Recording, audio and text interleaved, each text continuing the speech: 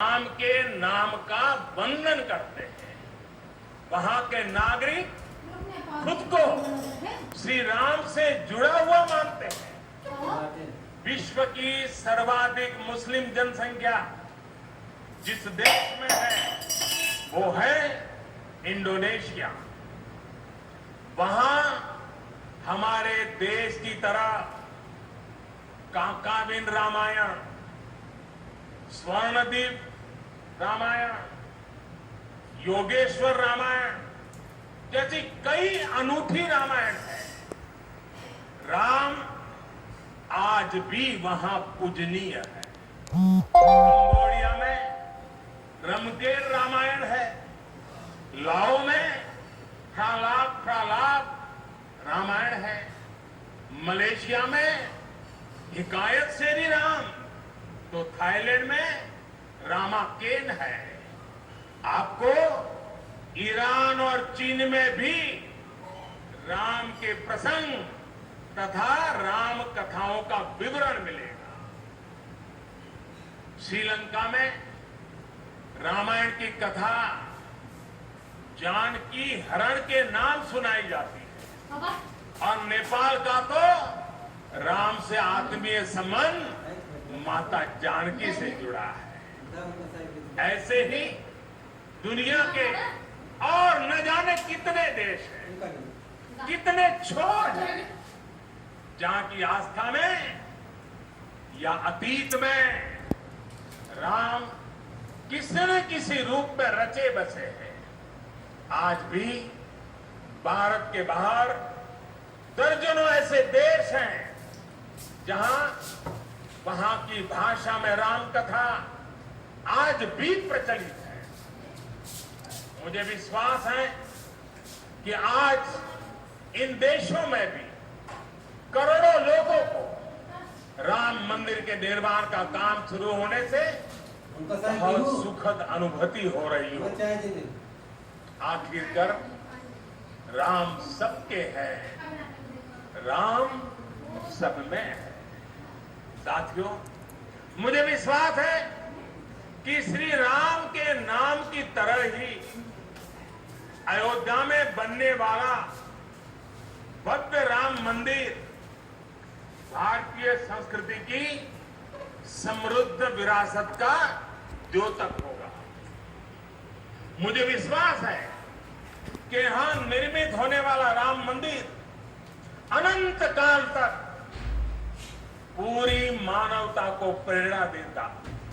इसलिए हमें यह भी सुनिश्चित करना है कि भगवान श्री राम का संदेश, राम मंदिर का संदेश, हमारी हजारों सालों की परंपरा का संदेश कैसे पूरे विश्व तक निरंतर पहुंचे, कैसे हमारे ज्ञान, हमारी जीवन दृष्टि से विश्व परिचित हो।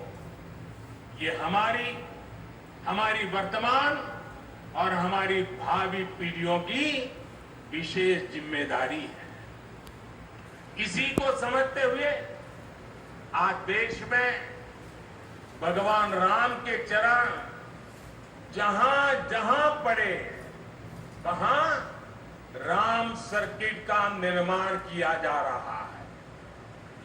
अयोध्या तो भगवान राम की अपनी नगरी है। अयोध्या की महिमा तो खुद प्रभु श्री राम ने कही है। जन्मभूमि मम पुरी सुहावनी। यहां राम कह रहे हैं, मेरी जन्मभूमि अयोध्या अलौकिक शोभा की नगरी है। मुझे खुशी की आज राम की जन्मभूमि की भव्यता, दिव्यता बढ़ाने के लिए कई ऐतिहासिक काम हो रहे हैं।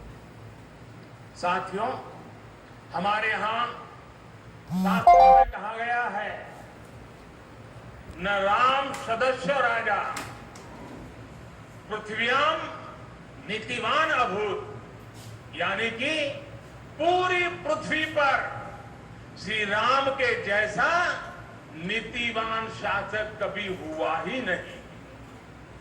श्री राम की शिक्षा है, नहीं दरिद्र को दुखी न दीना।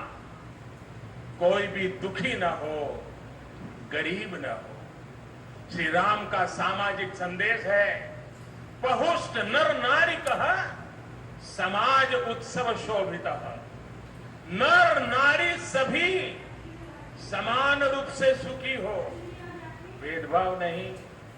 श्री राम का निर्देश है, कच्चित ते दयती है सर्वे है कृषि गोरक्ष जीविना। किसान, पशुपालक सभी हमेशा खुश रहे। श्री राम का आदेश है, कश्चित वृद्धांच बालांच वैद्यान मुखान राघव त्रिभिः ऐते बुभूष से। बुजुर्गों की, बच्चों की, चिकित्सकों की सदैव रक्षा होनी चाहिए। ये कोरोना ने हमको बराबर सिखा दिया है। श्री राम का आह्वान है, जो सभित आवा सरनाई रखी हो ताही प्राण की नाई। जो शरण में आए उसकी रक्षा करना सभी का कर्तव्य है। श्री राम जी का ये संदेश है। श्री राम जी का भी कमिटमेंट है, जननी जन्मभूमिश्च स्वर्गादपि गरीयसी। अपनी मातृभूमि स्वर्ग से भी बढ़कर होती है। और भाइयों बहनों, ये भी श्री राम की नीति है। और वो क्या है? वै बीनु होई न प्रीति। इसलिए हमारा देश जितना ताकतवर होगा, उतनी ही प्रीति और शांति भी बनी रहेगी। राम की यही नीति, राम की यही रीति सदियों से भारत का मार्गदर्शन करती रही है।